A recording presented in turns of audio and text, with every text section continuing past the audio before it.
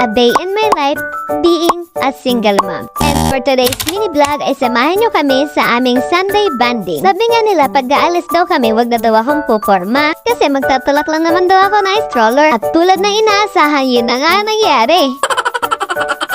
At least maganda pa rin tayo kahit tagatulak lang ng stroller. Dito nga pala naming naisipan pumunta sa SM kasi sabi ng mga bata gusto daw nila makita si Jollibee. Pagkapasok na namin sa SM ay bigla silang sumigaw na ang Jollibee, Jollibee at bigla itong mayakap. Sabi ko, hoy, hindi yan si Jollibee, si McDonald's yan. Eto palang kilala nilang Jollibee kasi eto daw yung meron sa Tagkawayang Quezon. So, bumunta nga kami sa Jollibee para ipakilala ang tunay na Jollibee. At sakto naman ngayong araw ay available ang mascot nila. Kaya mapapansin nyo lahat ng mga bata ay naging masaya at pati ang mga isipata. Basta sa Jollibee, bida ang saya. May sumabit. At di nga namin pinalampas ang pagkakataon na to para magpa-picture. Representing ang batang ayaw kumain at gusto nang maglaro. At pagkatapos kang kumain, ay pumunta na kami sa kanilang pambansang laruan, ang Tom's World.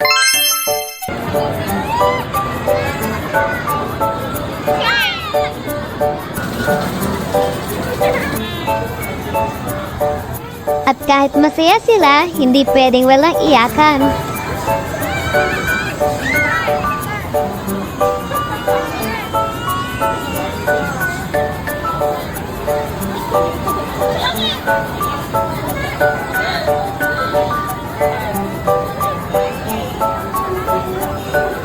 At isama pang agawat.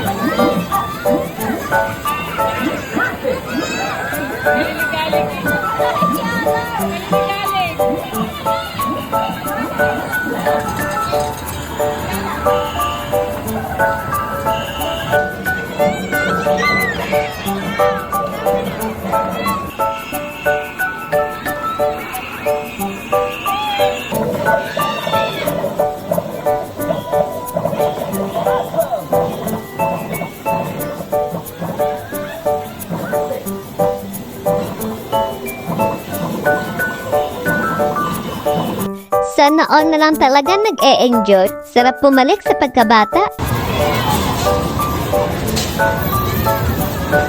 Maya-maya nga niya na hindi namin napansin na nagkulang na kami ng isang bata. Hindi na rin naman bago sa amin yan kasi tuwing gagala kami, hindi pwedeng hindi kami maghahanap. Ang bilis mawala sa paningin namin. Ilang minutes na nga kami naghahanap sa kanya pero hindi namin siya makita. Hanggang sa pumunta kami dun sa mga sinasakyan kasi mahilig siyang sumakay sa mga rides. At hindi nga kami nagkamali, nandun siya paikot-ikot. At salamat pala kay kuya na nagpasakay sa kanya kahit hindi siya kakilala.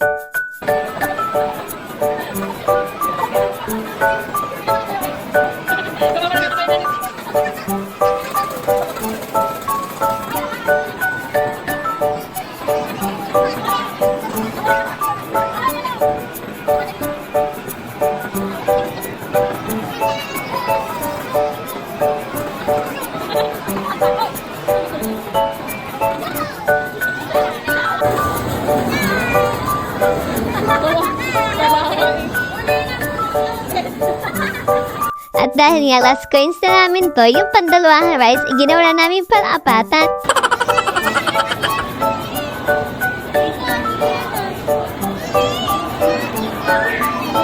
Mga batang pagod na pero maayaw pa umuwi. At bago nga kami umuwi, dumaan muna kami rito para gumawa ng sarili naming ice cream. Ikaw bahala kung anong gusto mong flavor, chocolate, mango, caramel. Pwede may lagyan ng sprinkles, ng Graham Crush, at meron ding Oreo. Sa toppings naman, pwede kang maglagay ng mangga, ng sago, ng banana, ng strawberry. Ikaw nang bahala kung ano-ano ang mga gusto mong ilagay. At ang pagbabayad naman yan ay depende sa timbang. Sa counter na yan titimbangin. At pagkatapos nga namin bumili ay umuwi na rin kami kasi inaantok na mga bata. Hanggang dito na lang. Thank you for watching!